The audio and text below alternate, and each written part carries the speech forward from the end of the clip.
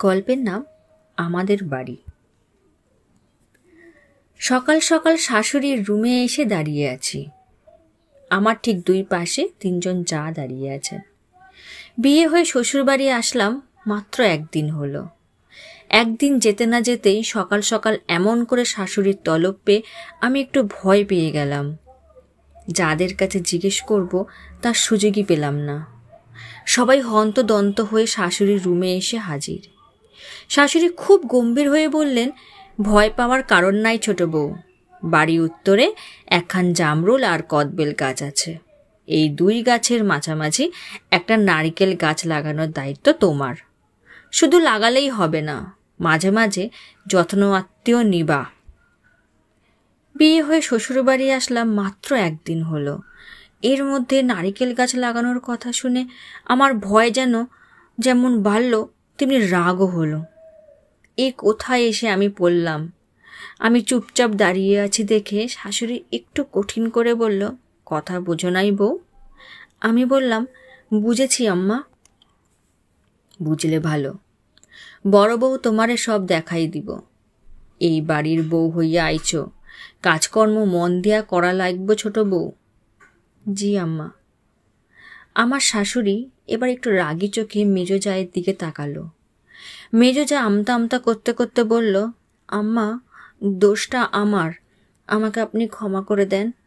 এমন ঘটনা আর হবে না। কথাটা শেষ করে মেজো ভাবি ফুপিয়ে কেঁদে উঠল। মেজো ভাবির কান্না দেখে শাশুড়ি খুব রেগে গিয়ে বললেন, দোষ যে তোমার সেটা তো আমি আগেই জানতাম। তোমার তো কঠিন শাস্তি হওয়া উচিত বউ। তোমার বাপের বাড়ি খবর দেওয়া উচিত।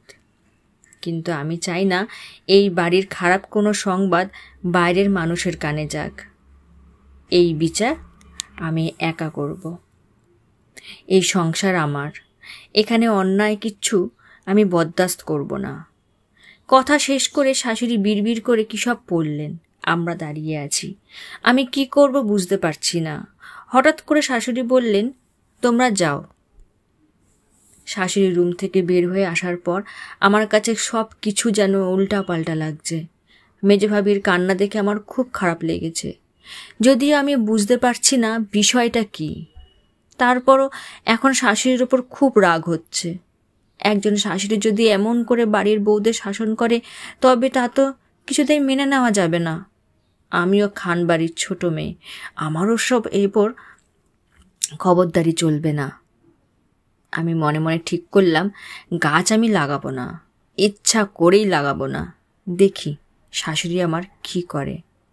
আজ কয়েকবার বড় ভাবি গাছ লাগানোর জন্য তাগিদ দিয়েছে, কিন্তু আমি এড়িয়ে গিয়েছি, ইচ্ছে করে এড়িয়ে গিয়েছি। সকাল থেকে কয়েকবার বলার পর দেখি বড় ভাবি এই নিয়ে আর কিছু বলছে না। ভালোই হলো, শাশুড়ি বুঝুক আমার ওপর অত সহজে খবরদারি করা যাবে না। 51 পরিবার, বহরপুর বাজারে আড়তের ব্যবসা, বিশাল ব্যবসা। 4 ভাই এর আড়তেই বসে। তাছাড়া এলাকায় ব্যবসা এবং জমিজমা নিয়ে এই পরিবারের বেশ নামডাক আছে। শুনেছি আমার শ্বশুর গত হয়েছেন প্রায় 7 বছর হতে চলল। এই বাড়ির 4 ছেলেই মায়ের ভীষণ ভক্ত। মা যা বলেন বিনা বাক্যে ছেলেরা তা মেনে নেয়। ছেলেদের কথা হলো, মা যত দিন আছে আমরা সব ভাই একসাথে। আলাদা হওয়া, আলাদা চিন্তা করার সুযোগই নেই।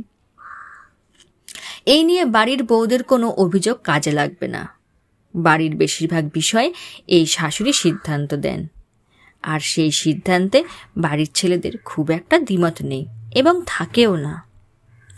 মেজো ভাবির কাছে এসব শুনে আমার রাগ আরও বাড়ল। এটা অন্যায়। একজন মানুষ এমন করে সবার উপর কর্তৃত্ব করবেন তা কিছুতেই মেনে নেওয়া যায় না। মনে মনে রাগ পুষে রাখলেও কাউকে কিছু বললাম না। প্রায় 7 দিন হতে চলল। শাশুড়ির সাথে বেশ কয়েকবার দেখা হলেও গাছ লাগানোর বিষয়ে কিছু বললেন না। আমিও মনে মনে ভাবলাম, ভালোই হলো, শাশুড়িকে একটা শিক্ষা দিয়ে বুঝিয়ে দিয়েছি আমিও খান বাড়ির মেয়ে, আমার ওপর এমন করে খবরদারি চলবে না। অন্যায়ভাবে বাড়ির অন্য বউদের শাসন করলেও আমাকে পারবে না। খুব অল্প সময়ে এই বাড়িতে আমার সবচেয়ে প্রিয় মানুষ হয়ে উঠলেন বড় ভাবি। চুপচাপ আপন মনে কাজ করে চলেন, কোনো বিষয়ে বিচলিত হতে দেখি না। বাড়ির অন্য বউয়েরাও দেখি বড় ভাবিকে বেশ পছন্দ করেন। তবে এই বাড়িতে এসে একটা বিষয় শুনে বেশ কষ্ট পেয়েছি। বড় ভাবি নিঃসন্তান, ঢাকায় গিয়েও অনেক বড় ডাক্তার দেখিয়েও কোনো কাজ হয়নি। তবে এই বাড়ির বাচ্চা কাচ্চারা বড় ভাবির ভীষণ ভক্ত। মনে হয় তাদের সব আবদার এই বড় মায়ের কাছে। বাড়ির সব ছেলে মেয়েদের লেখাপড়া, খাবার দাবার সব কিছুর খবর যেন বড় ভাবির কাছে। এই নিয়ে কারোর কোনো অভিযোগও নেই। এসব দেখে বড় ভাবির প্রতি আমার শ্রদ্ধা এবং মায়া যেন আরও বেড়ে গেল। সব কিছু ঠিকঠাক চলছিল। একদিন দেখি বড় ভাবির চোখ মুছতে মুছতে আমার শাশুড়ির রুম থেকে বের হচ্ছে। ভাবিকে এমন করে দেখতে আমার খুব কষ্ট হলো। ভেতরের রুম থেকে শাশুড়ি কী সব বলে চিৎকার চেঁচামেচি করছেন। বড় ভাবির মতো এমন একটা মানুষকে বকতে পারে তা আমার বিশ্বাস হচ্ছে না। কি এমন করলো যে ভাবিকে এইভাবে বকতে হবে? এটা দেখার পর শাশুড়ির ওপর আমার রাগটা যেন আরও বেড়ে গেল। সন্ধ্যার দিকে শাশুড়ি আমাকে ডাকলেন। কেমন আছো ছোট বউ? ভালো আম্মা। ইসমাইলের সাথে তুমি নাকি খুব রাগারাগি করছো। এই সংবাদ আপনার কানে আসলো কেমন করে? সংবাদের বিষয়ে তুমি কি আমার কাছে কৈফিয়ত চাও বৌমা? কৈফিয়ত কেন আম্মা? আমাদের স্বামী স্ত্রীর মাঝে একটু মান অভিমান হতে পারে, তাই বলে সেই সংবাদ আপনার কাছে আসবে? আপনি সেটা নিয়ে আমার বিচার করবেন? সেটা তো ঠিক না আম্মা। কোনটা ঠিক কোনটা বেঠিক সেটা বোঝার ক্ষমতা তুমি এখনো অর্জন করো না ছোট বউ। এই বাড়িতে তোমার বড় ভাইরে আমি আসতে না করছি। এখানে ইসমাইলের কোনো দোষ নাই। এই নিয়ে তুমি আর কোনো আওয়াজ তুলবে না। আম্মা, কাজটা কি আপনি ঠিক করলেন? বলছি তো, কোনটা ঠিক আর কোনটা বেঠিক সেই বিষয় বোঝার ক্ষমতা তোমার হয় নাই। তুমি এখন যাও ছোট বউ। আমার রাগ যেন বাড়ছিল। ইচ্ছে করছিল শাশুড়িকে আরও কিছু কথা শুনিয়ে আসি, কিন্তু রাগটা এত বেড়ে গিয়েছিল যে আমার মুখ দিয়ে শব্দ বের হচ্ছিল না। শাশুড়ির রুম থেকে বের হয়ে নিজের রুমে এসে দরজা বন্ধ করে একা একা কিছুক্ষণ কাঁদলাম। আমার স্বামী ইসমাইলের ওপর ভীষণ রাগ হচ্ছে। গতকাল এই বাড়িতে আমার বড় ভাই আসার কথা ছিল জিনিসপত্র নিয়ে। আমি শুনেছি ইসমাইল বারণ করেছে। এই নিয়ে ইসমাইলের সাথে আমার বেশ কথা কাটাকাটিও হয়েছে। আজ যখন বিষয়টা শাশুড়ির মুখে শুনলাম তখন রাগটা আরও বাড়ল। সব কিছুতে শাশুড়ির এমন খবরদারি মেনে নিতে আমার খুব কষ্ট হচ্ছে। আমার বাড়ি থেকে কিছু জিনিসপত্র দিতেই পারে, কিন্তু তা আনতে এভাবে বারণ করা অন্যায়। মনে মনে ভাবলাম, আমিও খানবাড়ির মেয়ে, এই নিয়ে একটা বিহিত আমি করব। রাতে ভাবিরা একে একে সবাই খেতে ডাকলো। আমি জানিয়ে দিলাম খাবো না। ইসমাইলে অনেক জোরাজুরি করলো। আমি বেশ শক্ত, কিছুতেই আজ খাবো না। শেষে সবাই বুঝে নিয়েছে আমি বেশ কঠিন ধাঁচের মেয়ে। আমাকে খাওয়ানো আশা ছেড়ে দিয়ে সবাই ডাকাডাকি বন্ধ করলো। আমিও মনে মনে ভেবে নিয়েছি, এবার শাশুড়িকে একটা উচিত শিক্ষা দিয়ে তবে আমি শান্ত হব। রাত 11টার দিকে বড় ভাবি এসে বলল, হেনা, আম্মা তোমায় ডাকছে। আমি কিছু না বলে শাশুড়ির রুমের দিকে রওনা দিলাম। মনে মনে ভাবলাম, এই সুযোগ অত সহজে ছেড়ে দেওয়া যাবে না। রুমে ঢুকে দেখি শাশুড়ি কোরআন তেলাওয়াত করছেন। আমাকে ইশারা করলেন বসার জন্য। আমি বসলাম ছোট টুলে। আমি চুপচাপ বসে আছি। শাশুড়ি একটা হালকা আওয়াজে তিলওয়াত করছেন। তিলওয়াত খুব মিষ্টি লাগছে, যদিও আমার ভেতরটা রাগে ফুঁসছে, কিন্তু কেন জানি তিলওয়াত আমার খুব ভালো লাগছে শুনতে। রুমটা বেশ গোছানো। এই রুমে আরও কয়েকবার আসা হলেও এমন মনোযোগ দিয়ে দেখা হয়নি কখনো। সব কিছু বেশ সুন্দর করে সাজানো আছে। যেটা যেখানে থাকা প্রয়োজন ঠিক সেখানে আছে, একটুও এদিক ওদিক নেই। এত সময় পেরোলেও আমার একটুও বিরক্ত লাগছে না। কেন জানি মনটা শান্ত হয়ে এসেছে। শাশুড়িকে আজ কিছু একটা বলে শায়েস্তা করার সাহসটা যেন মিলিয়ে গেল। আমি কী সব ভাবছিলাম। এমন সময় শাশুড়ি বলল, এসেছো বৌমা? জি আম্মা। ইসমাইল ঘুমিয়েছে?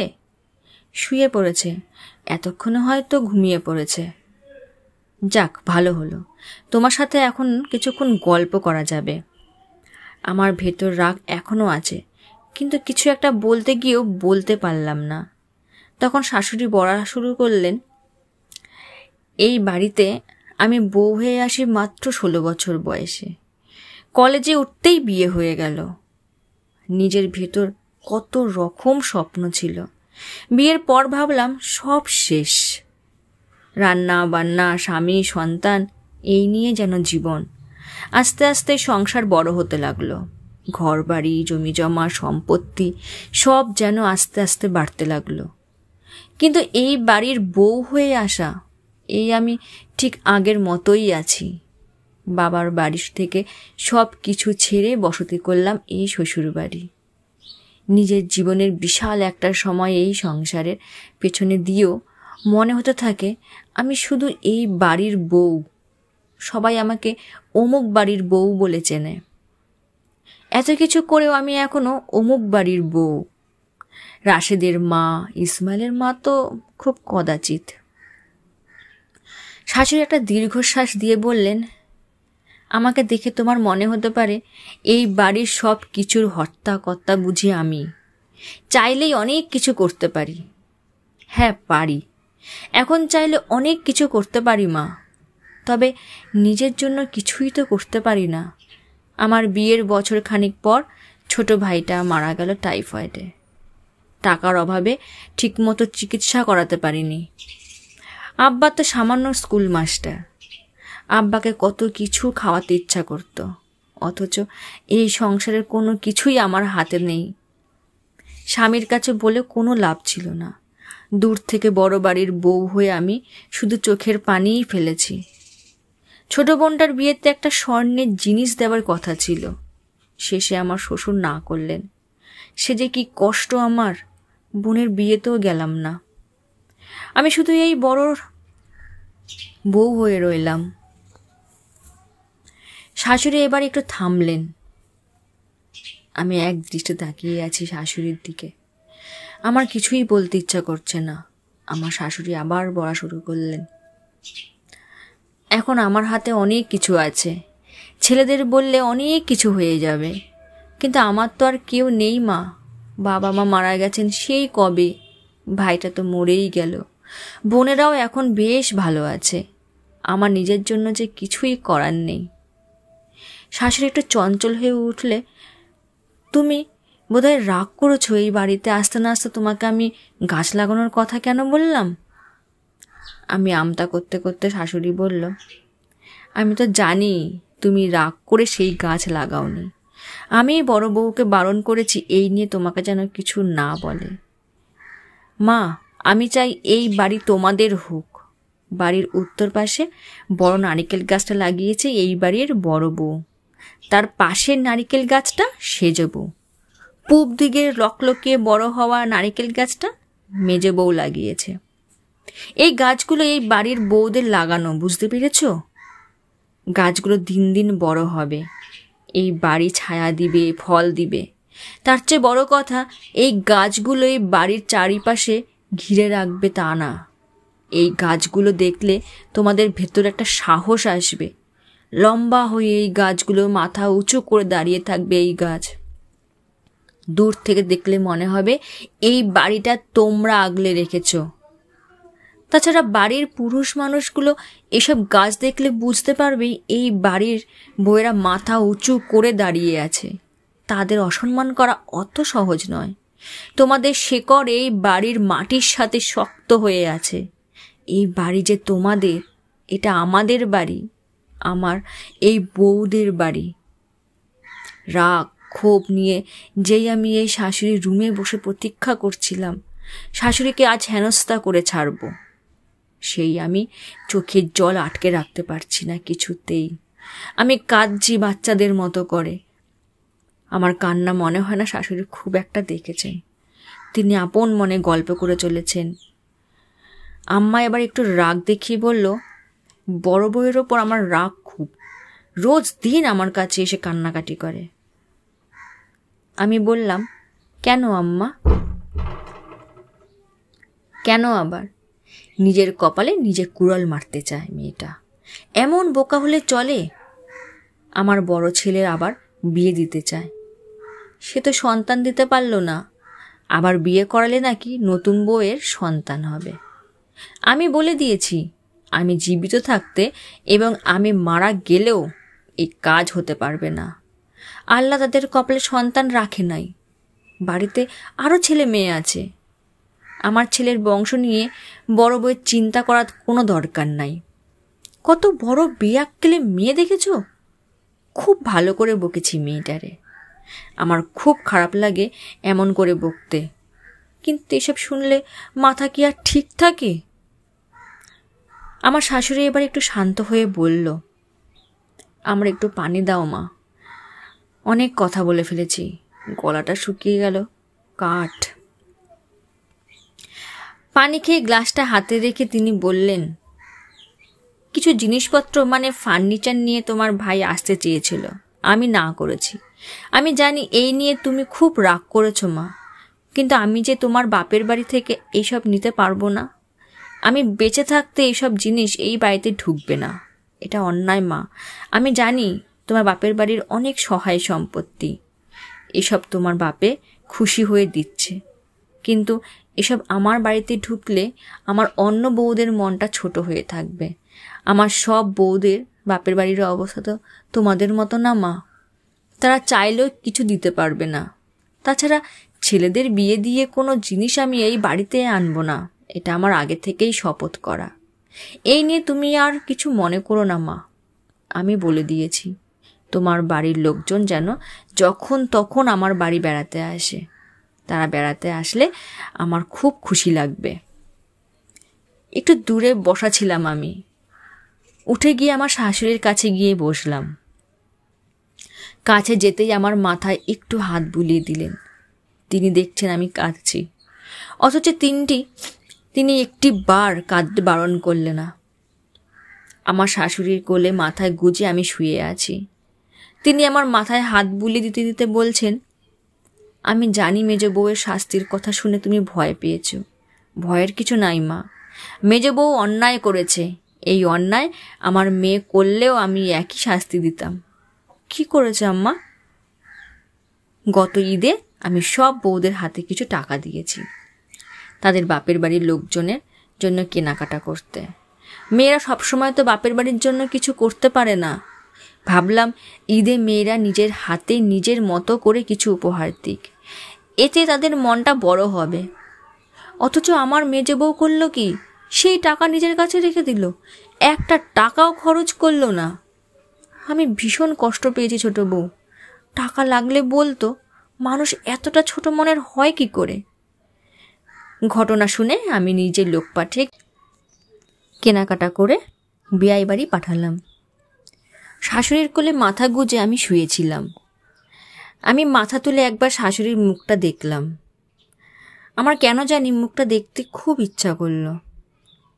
শাশুড়ি ছোটোখাটো মানুষ, সেই ছোটোখাটো মানুষের ছোটোখাটো মুখটা দেখতে আমার কেন জানি আজ বিশাল মনে হচ্ছে। পৃথিবীতে এত সুন্দর মানুষ দেখতে চাইলেও দেখা যায় না, এমন মুখটা দেখার জন্য প্রতীক্ষা করতে হয়। আজ আমি সেই সুযোগ পেয়েছি। আমার ইচ্ছা করছে আজ সারাটা রাত এই মুখটার দিকে তাকিয়ে থাকি। চলো বৌমা, রাত অনেক হয়েছে, এবার আমরা খাওয়া দাওয়া করি। শাশুড়ি হুট করে বলে উঠলেন, আপনি খাননি আম্মা? আমার বাড়ির ছোট মেয়েটা না খেয়ে আছে, আর আমি মা হয়ে খেয়ে নিব, তা কেমন করে হয়? এই বাড়িতে এমন নিয়ম কখনো ছিল না। এবার আমি ঠিক বাচ্চাদের মতো হাউমাউ করে কেঁদে আম্মাকে জড়িয়ে ধরলাম। আম্মার বুকে মাথা গুজে আমি শুধু একটা কথাই বললাম, আমাকে ক্ষমা করে দেন আম্মা।